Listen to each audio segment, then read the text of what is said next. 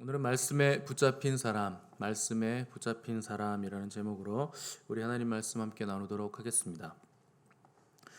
바울이 고린도에 도착했을 때 그동안의 정신적 또 육체적 피로로 인해서 엄청난 스트레스를 받은 상태였고, 하나님은 그런 바울에게 브리스길라와 아굴라를 통해서 쉼과 또 위로를 허락해 주셨습니다.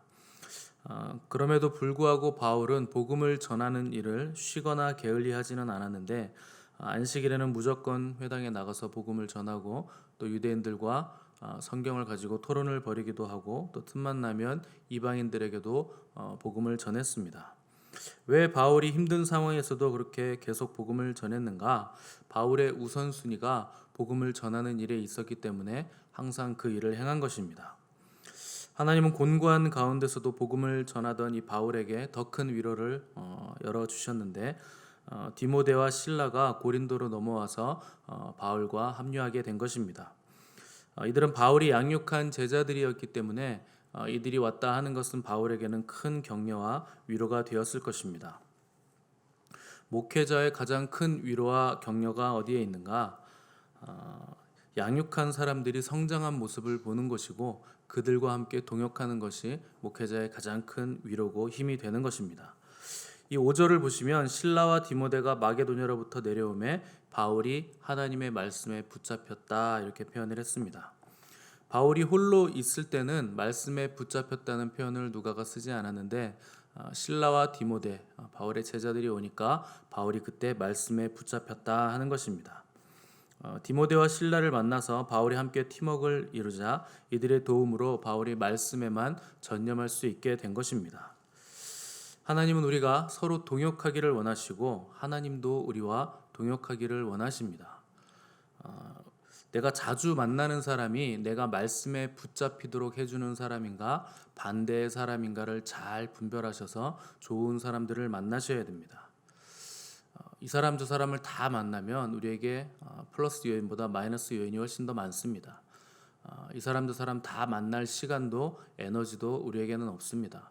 우리의 에너지도 한정되어 있고 우리의 시간도 한정되어 있고 인간의 자원들은 다 한정되어 있는 것이기 때문에 쓸데없는 만남 때문에 우리가 시간을 낭비하고 에너지를 고갈해서는 하나님의 의를 이루지 못하는 것입니다. 내가 누군가를 만났을 때 그 사람을 통해서 하나님을 더욱 사랑해야 되고, 그 사람으로 인해서 더욱더 말씀을 사랑하게 돼야 됩니다. 그 반대의 경우는 여러분 다 가지를 쳐내셔야 됩니다. 고린도에서 바울이 성령과 말씀에 붙잡혀 유대인들에게 복음을 전했을 때 유대인들은 여지없이 바울을 또 비방하고 욕하기 시작했습니다. 그때 바울은 아주 특이한 행동을 했는데 6절 보시면 바울이 옷을 털며 이르되 너희 피가 너희 머리로 돌아갈 것이고 나는 깨끗하다, 이렇게 말을 했습니다. 여기서 옷을 터는 행동이 나오는데 이건 굉장히 모욕적인 행동입니다. 당시 사람들은 밥을 먹은 후에 일어서면서 식사 마치고 빵 부스러기를 털어내거나 또 한참 앉아 있다가 옷에 묻은 먼지를 털어낼 때 이렇게 옷을 터는 행위를 하는 것입니다.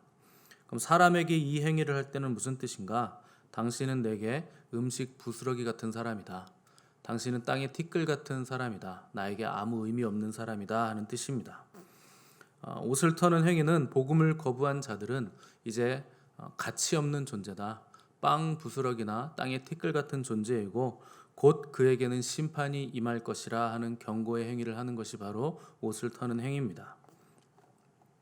원래 바울의 마음에는 항상 이 유대인들을 향한 애끓는 마음이 있었습니다. 그래서 그는 자기 민족에 대한 깊은 사랑을 가지고 있었고, 또 그들의 눈과 귀가 열려서 복음을 받아들이기를 간절히 원하던 사람이었습니다. 그런데 유대인들이 바울을 계속해서 실망시키고 낙심하게 만들고, 또 심지어 바울을 계속 핍박하는 사람들이 유대인들이었기 때문에 바울은 복음을 거부하는 유대인들에게 끝까지 자비로울 수 없었고, 예수님께서 말씀하신 대로 그들에게 옷을 터는 행위를 한 것입니다. 주님은 마가복음 6장 11절에서 어느 곳에서든지 너희를 영접하지 아니하고 너희 말을 듣지도 아니하거든 거기서 나갈 때에 발 아래 먼지를 떨어버려 그들에게 증거를 삼으라, 이렇게 제자들에게 말씀을 하셨습니다. 우리는 하나님의 진리를 말하고 경고를 해야 되는 책임감을 가지고 있는 사람들입니다. 그것이 우리의 책임이며 의무입니다. 바울도 하나님의 진리를 말하고 경고해야 되는 책임을 강하게 느낀 사람이었습니다. 목회자도 마찬가지입니다. 하나님의 말씀을 전하고 경고를 해야 되는 책임을 가진 사람이 바로 목회자입니다. 그런데 오늘날 목회자들은 사람들에게 행복할 수 있는 방법에 대해서는 설교하고 또 사랑받을 존재라고 하면서 위로는 많이 하는데 정작 죄와 심판과 꺼지지 않는 지옥불에 대한 말씀을 전하는 책임을 등한시하고 있습니다. 저는 목회자로서 이 부분에 막중한 책임을 느끼고 있기 때문에 여러분들에게 다소 강한 메시지를 말할 때도 있고 또 듣기 힘든 메시지를 전할 때도 있는 것입니다. 그러나 이런 메시지를 전하는 것이 바로 저의 책임입니다. 제가 이 책임을 하지 않으면 제 책임이 되기 때문에 여러분들에게 메시지를 전하는 것이고 여러분들이 메시지를 들은 순간부터는 누구의 책임인가? 들으신 여러분들의 책임으로 넘어가는 것입니다. 그래서 바울이 너희 피가 너희 머리로 돌아갈 것이요 나는 깨끗하다 이렇게 말한 것이고 이후부터 바울은 유대인들을 떠나 이제 나는 이방인에게로 가리라 이렇게 선포를 하게 된 것입니다. 7절에서 8절을 보겠습니다. 거기서 옮겨 하나님을 경외하는 디도 유스도라 하는 사람의 집에 들어가니 그 집은 회당 옆이라. 또 회당장 그리스보가 온 지방과 더불어 주를 믿으며 수많은 고린도 사람도 듣고 믿어 세례를 받더라. 여기 디도 유스도라고 하는 사람이 나오는데 아마 고린도 지역에 살고 있던 사람인데 이 사람이 정확히 어떤 사람인지 무슨 일을 했던 사람인지 우리는 알 길이 없습니다. 다만 성경이 말하는 것은 이 사람은 하나님을 경외하는 사람이었다 하는 것입니다. 또 마침 그의 집이 회당 옆이었기 때문에 유스도는 그리스보라는 회당장과 굉장히 친밀한 관계를 가지고 있었던 것 같습니다. 바울이 하나님을 경외하는 이 유스도의 집에 유숙하면서 거기서 오며 가며 회당장을 만나게 됐는데 회당장은 바울이 랍비였기 때문에 함께 율법을 토론하고 또 해석하면서 바울의 복음을 전해 들었고 결국 회당장이 복음을 받아들여서 예수님을 영접하게 됐다 하는 것입니다. 이 회당장 그리스보라는 사람의 영향력이 얼마나 컸던지 그의 가족들이 다 믿었고 또 고린도에 있는 수많은 사람들이 복음을 받아들여서 이 그리스보 때문에 예수님을 믿게 됐다 하는 것입니다. 원래 회당장의 임무는 회당에서 이루어지는 행사를 전체 행사를 주관하고 또 결혼 예식도 주관하고 또 율법도 해석하고 또 유대인들 그 사회 안에 치리와 또 판결까지 공표하는 사람이었는데 이런 회당장 그리스보가 예수님을 영접했다 하는 것은 그가 회당장의 자리를 내려놓았다는 뜻이고 또 유대 사회에서 가졌던 모든 지위와 영향력도 다 포기하고 내려놓았다 하는 뜻입니다. 주님을 믿는다는 것은 뭔가? 복음을 영접한다는 것은 뭔가? 대가를 치르는 것입니다. 내가 가지고 있는 것, 가장 소중하게 여겼던 것도 다 내려놓아야 하는 것이 주님을 영접하는 것입니다. 때로는 지위와 명예를 포기해야 될 수도 있고 또 때로는 금전적인 손해도 감수해야 될 때도 있는 것입니다. 그러나 우리가 무엇을 포기하고 어떤 대가를 치르든지 간에 우리에게는 더 크고 더 귀하고 더 영원한 보상이 우리에게 예비되어 있는 것입니다. 가장 큰 보상은 무엇인가?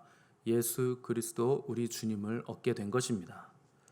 내가 과거에 어떤 사람이었고 얼마나 잘 나갔고 내가 예수님을 믿지 않았다면 할 수 있는 일이 얼마나 위대했고 될 수 있었던 존재가 얼마나 큰 존재였든지 간에 우리 주님을 얻는 것보다 귀한 것은 아무것도 없는 것입니다.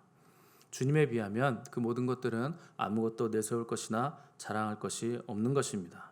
우리 주님을 아는 것이 가장 뛰어나고 가장 고상하고 가장 영원하고 가장 높기 때문에 그렇습니다. 바울이 아테네에서 복음을 전했을 때 복음을 받아들인 사람은 굉장히 적었습니다.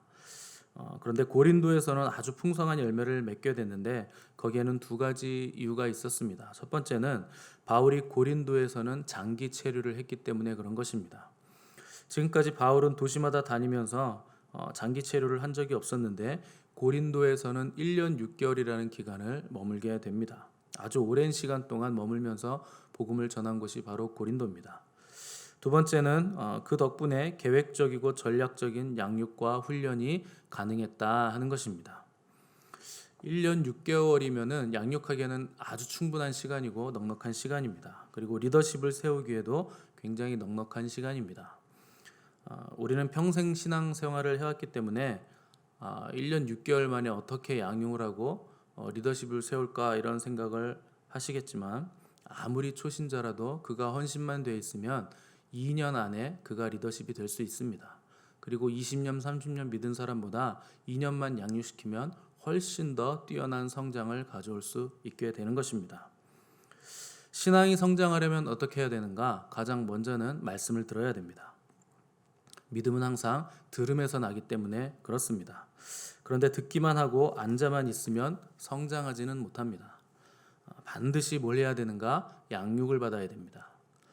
우리가 10년 듣고 20년, 30년 말씀을 들었는데 왜 믿음이 성장하지 못하는가? 듣기만 하고 앉아있기 때문에 그런 것입니다.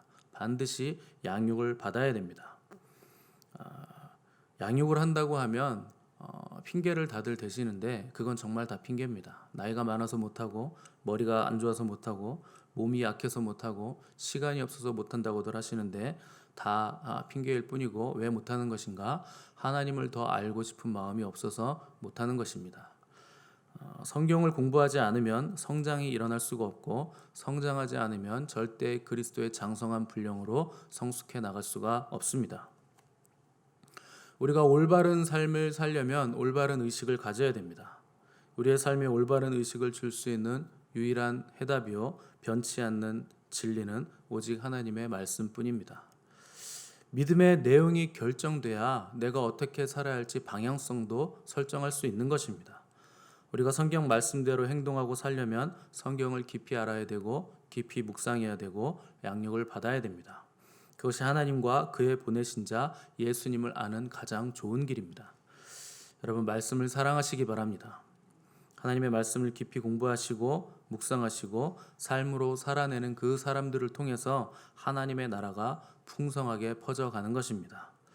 저 여러분이 말씀에 붙잡힌 삶이 되시길 바라고 또 작은 겨자씨가 자라나 새들이 깃들일 만큼 크고 풍성한 나무가 되는 그런 삶이 되시기를 간절히 바랍니다. 함께 기도하겠습니다.